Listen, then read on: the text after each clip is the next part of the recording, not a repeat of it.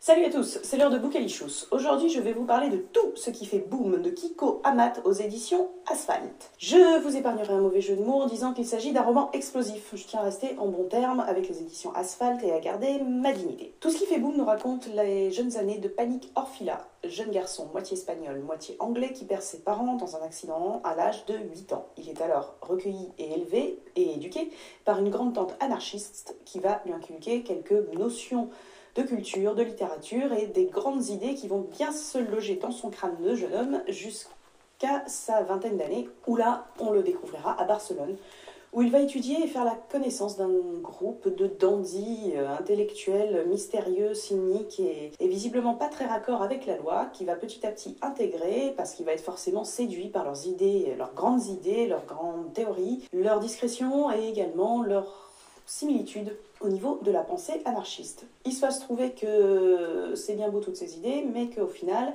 projets d'attentats et drogue font surtout très bon ménage et que ça va pas forcément apporter que du bon, comme ça peut être parfois le cas quand on se prend la tête quand on est jeune et qu'on pense qu'on va changer le monde en claquant des doigts et que tout le reste n'est que littérature. Voilà pour le pitch. Pour le style, ça se déroule de manière extrêmement fluide, c'est très bien construit, très bien articulé, et pourtant la barre avait été placée très très haut en matière de roman d'apprentissage ou roman de jeunesse, enfin, il y a plusieurs termes, puisque le summum absolu en la matière s'appelle L'Attrape-Cœur et a été écrit par Salinger. Bon, ça n'a rien à voir les deux romans n'ont rien à voir, c'est juste que tous les deux parlent de jeunes adultes en devenir et qui se situent par rapport à la loi, par rapport à la société qui les entoure. Rien n'est laissé au hasard, des amours, des interrogations, des doutes, des âneries que fait ce jeune garçon complètement idéaliste, exalté et qui sait pas très bien où mettre les pieds.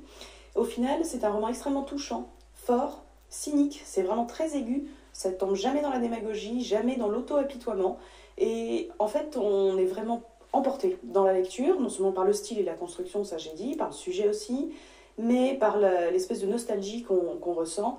On ne sait pas trop si jamais on s'attache au personnage en lui-même ou si jamais tout d'un coup on éprouve de la tendresse pour l'adolescent ou l'adolescente qu'on a été et tout ce qu'on a pu faire un peu à côté de la plaque. Voilà, je vous ai parlé de tout ce qui fait boom de Kiko Amat aux éditions Asphalt, et cet épisode vous a été présenté avec les très sympathiques Lipfly et l'excellente Voix des Indés. Vous avez les liens dans la description, jetez un coup d'œil, il se prépare plein de belles choses. Pour le reste, vous savez comment on fait et je vous dis à la prochaine. Ciao ciao. Si vous ne regardez pas nos autres vidéos, je vous lis des passages de 50 Shades. Pour la vraie littérature, cliquez.